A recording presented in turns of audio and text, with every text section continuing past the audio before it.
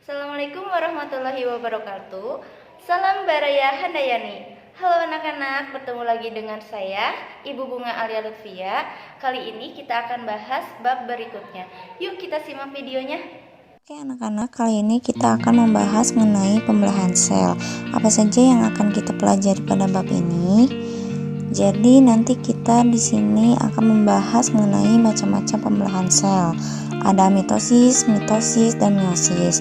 Mitosis itu adalah pembelahan spontan yang terjadi pada organisme uniseluler.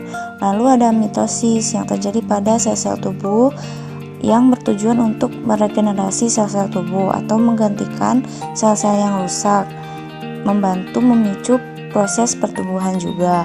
Lalu ada meiosis, yaitu pembelahan yang membantu proses pembelahan sel kelamin. Nah, pembentukan sel sperma itu namanya spermatogenesis, pembentukan ovum namanya pembelahan oogenesis. Nah, yang pertama kita akan bahas itu pembelahan amitosis. Pembelahan ini adalah pembelahan spontan di mana sel langsung membelah jadi dua. Jadi tidak ada proses-proses atau tahapan-tahapan tertentu. Yang ada itu yang pertama kan lihat seperti gambar berikut, intinya itu ada satu. Nah, kemudian intinya membelah menjadi dua, lalu kemudian sitoplasmanya yang membelah menjadi dua hingga akhirnya membrannya pun terpisah satu sama lain sehingga terbentuk dua individu yang baru. Biasanya pembelahan ini terjadi pada organisme uniseluler, contohnya seperti bakteri dan amoeba. Nah, selanjutnya kita belajar mengenai siklus sel. Sebelum ada mitosis atau terjadinya mitosis ataupun meiosis, itu ada namanya fase persiapan atau interfase. Nah, dalam suatu siklus sel itu terdiri dari interfase dan fase pembelahan. Bisa kita lihat di sini yang pada interfase itu terjadi 3 tahap fase. Ada fase G1, S dan fase G2. Berarti fase ini adalah tahapan paling lama, yang paling panjang dalam siklus sel. Baru kemudian setelah G1S dan G2 ada 4 tahapan pembelahan, yaitu profase, metafase, anafase, dan telofase. Bisa dibandingkan tuh panjangnya interfase dengan tahapan pembelahan.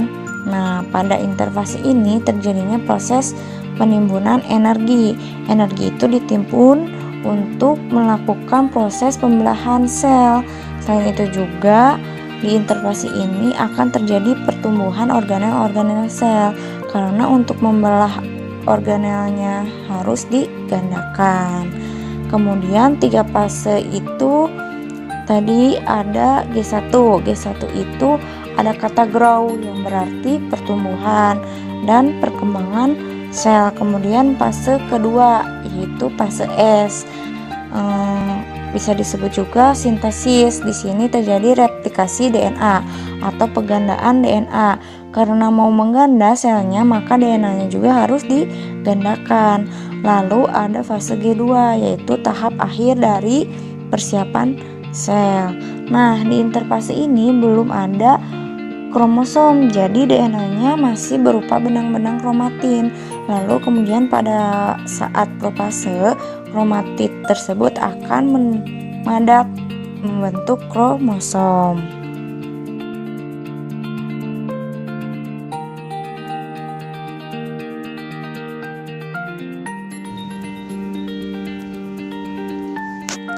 Bisa kita lihat ya di gambar ketika interfase di tahap persiapan ini benang-benang kromosomnya masih membentuk benang-benang kromatin, belum memadat. Baru kemudian di tahap profase kromatinnya itu akan menebal dan membentuk kromosom. Lalu kemudian terjadi penggandaan kromosom. Kromosomnya berbaris ketika metafase dan seterusnya. Kita bahas ya satu persatu. Nah, tahap yang pertama yaitu profase. Profase ini adalah tahap di mana kromatidnya yang memadat dan menebal dan kemudian membentuk kromosom. Nah, tadinya kromosomnya itu kan cuma 2 lengan. Jadi sentromernya itu kan ada di tengah-tengah, lalu ada 2 lengan.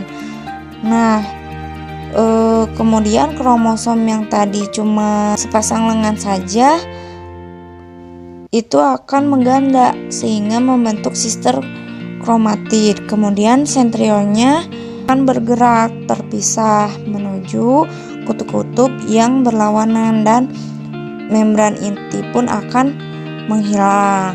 Nah, di tahap kedua itu metafase, kromosom itu akan berbaris satu-satu di bidang ekuador. Kenapa dikatakan bidang ekuador? Karena terletak di tengah. Kemudian sentromernya pun terikat pada benang-benang spindle.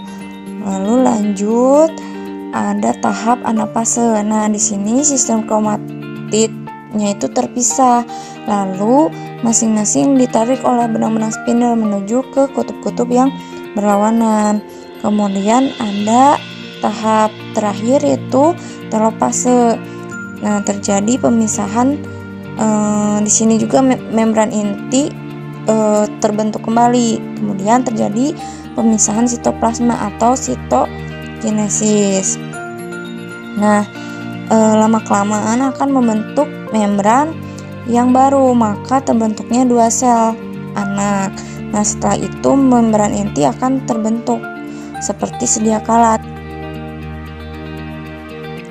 Jadi mari kita simpulkan, dari 1 kali pembelahan mitosis itu akan dihasilkan 2 sel anak yang memiliki jumlah kromosom sama dengan jumlah kromosom induknya dan terjadi pada sel-sel tubuh atau disebut sel somatis. Nah, ini juga mitosis juga itu untuk mendukung pertumbuhan dan regenerasi sel. Terbagi menjadi 4 tahap, ada profase, metafase, anafase, dan telofase. Demikian pembahasan kali ini, semoga ilmunya bermanfaat. Jangan lupa subscribe, like, comment, and share. Wassalamualaikum warahmatullahi wabarakatuh.